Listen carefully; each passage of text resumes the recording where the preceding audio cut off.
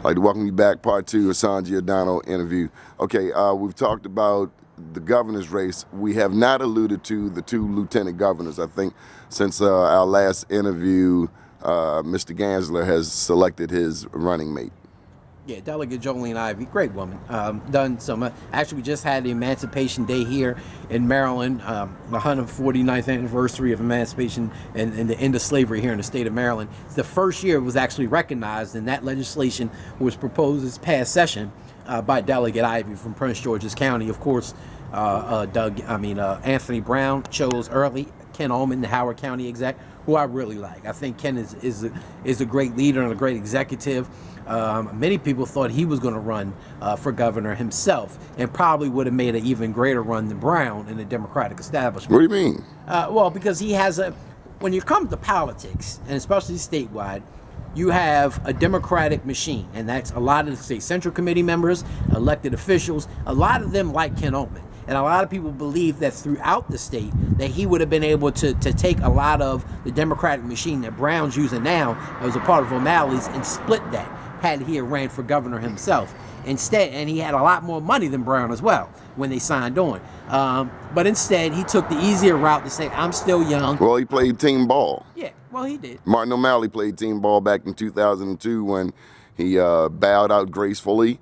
And he didn't play team ball. They threatened him and told him to stay the hell out of the race. Wasn't no team ball about that. He could have opted to run. He could have, and he would have lost. And he knew he would have lost because all the money would have went to Kathleen Kennedy Townsend. Same thing with Ullman. Well, no, because Ullman already had the money. So, but he didn't have the machine support. Well, he had the grassroots support, and so, and that's what Doug is banking off of. Gansler does not have the machine support. No, he does not. He had the hearts and the minds of the people, and he felt that he can use that and the money to catapult him to. So, do you feel Gansler was unfairly targeted by the Post, by the Baltimore Sun? Oh, I mean, come on. There's no secret that these are left-wing liberal media outlets that are controlled, for the most part, by the Democratic machine and Martin O'Malley. I mean, let's be honest. And so it is what it is. I mean, I'm not trying to justify what Mr. Gansler does, from the speeding ticket to the party. But let's be honest. What parents weren't. It bothers me that there were parents supervising this party. We're not talking about them. I mean, at least they did it responsibly. I'm not trying to justify his actions. All I'm saying is there's a lot more issues that Maryland voters can be concentrating on, like the criminal justice system, like pre-K for all people from 4 years old on up, like a lot of different issues, from taxes being repealed, like the gas tax and the rain tax. These are issues that are pressing to the pocketbooks of America and Maryland. So it's like the mainstream media is diverting our attention from the issues that matter? Oh, absolutely. I mean, it's right now, it's a buffoonery. That's what I call it. It's buffoonery. It's, okay, let's focus on, a lot of people say it's a character issue, but if we don't know the character of Doug Gansler or Anthony Brown by now, then there's a problem, because both of them have already been elected statewide. It's not like they're new. I mean, so these are incumbents. If we don't know their character by now, then we should be kicking our own self in the ass right now for allowing them to be there. Mm-hmm. Okay, so let's move on down the totem pole. The Attorney General's race. What are your thoughts, Aisha Brave Boys, getting into the race this week? Any predictions? I mean, I like it. I thought that we need a viable African American candidate in the race. I like Brian Frosch a lot. Delegate John Cardin's also in the race, Delegate Bill Frick, but I think it comes down right now at this point to Senator Brian Frosch, who has pretty much all the endorsements of almost every African American and Democratic official around the state, and has quite a lot of money to compete with Delegate Aisha Braveboy, who can really pull out a lot of, again, the African American vote, the women vote all around the state. I would just implore that Delegate Braveboy, she's not known beyond Prince George's County, so she's going to have to get a very good field and media strategy and very good individuals behind her. Is she establishment? Who's the establishment candidate? Oh, Brian Frosch, without a doubt. So it sounds like the non-establishment candidates, i.e. a Gansler or a Missouri, need to hook up with a Brave Boy. Is that how it works? That would actually be it. I mean, I don't know how much they're going to play into that. I mean, and even on a local race, but I think that they should. I mean, they're going to have to form tickets at some point, and who's going to carry who's water. Now, John Cardin, is also a quote-unquote establishment candidate based off of course, his uncle being Maryland's U.S. Senator. So I think he's going to have a lot to say as well in the race, but he actually is the only one who hasn't filed yet to run for the office. What? He said he was going to run, but I don't believe that he has filed yet to run for the office. Okay, what is the black agenda for Maryland statewide? According to DMVDaily.com. Mr. Hassan Giordano. The black agenda statewide? Well, I think the agenda I mean, I was in a meeting, community meeting, and I heard Councilman Nick Mosby mention recreation centers where, super recs, where our young people pay $10 to go there.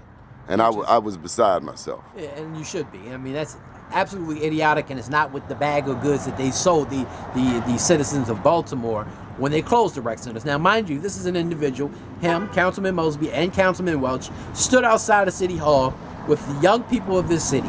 DMV Daily were covering it. And as a matter of fact, I was the Examiner then. I was covering it for the Examiner. And they said in front of those young people in the communities that were being affected by Nick these Mosby. rec centers. Yes. Nick Mosby. Nick Mosby. It's on record. You can go back and say, I am going to go in there and I'm not voting for a budget that slashes rec centers in my community. Went right inside and voted for the budget, mind you, and then came back and justified and said, well, they're going to shut this one down, but we're going to build this super rec center that's going to replace that. Well, again, we still have no plans for this super rec center, and now they're saying if we build it, now the people are going to have to pay in order to get into this rec center. Well, you're better off going to Valleys or the YMCA and paying for good service than paying for $10 to go into a rec center. But even more so, son, ought there not be money? And this is where the line gets blurry for a lot of us citizens. Let me just say, the city will say the state didn't give us money, or we don't have money, or we could use the help of the state. The state will say, at least the representatives I'm talking about our elected officials, they'll say it's the city's job, the city will say it's the state. Isn't it everybody's job to make sure young people in Baltimore City have recreation centers without having recreation centers that you have to pay for?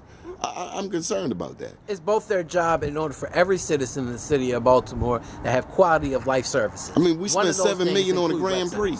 Absolutely, and you can't. $600,000 they closed the rec They're for. giving Baltimore citizens, as they do, the okie doke. I just told you about. Now they're running around saying, well, our gas tax vote was connected to the school vote. That's an absolute lie. They're doing the same thing with the HBCUs. They believe they can come into our communities and tell us what they want us to hear because we're not doing, as average citizens and as local journalists, being able to give them the real information. That's what they need to do. They need to go to sites that are willing to give them the truth about what went on, DMVDaily.com, BeMoreNews.com, to hear what's going on. Because the Baltimore Sun's going to tell it the way they want them to tell them.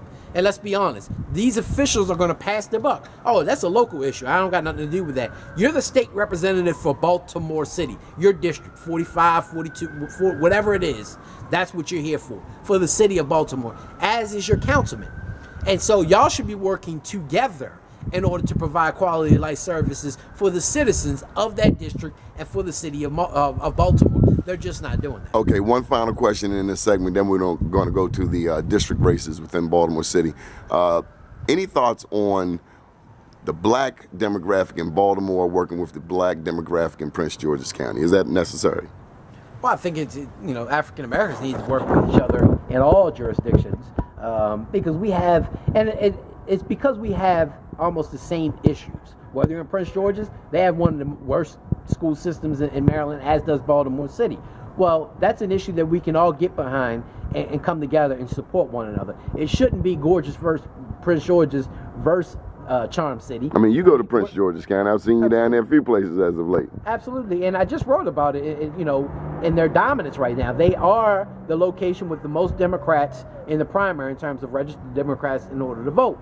I mean, richest black jurisdiction in the country. Absolutely. We both have similar issues that we should be joining together and not fighting one another over the same resources.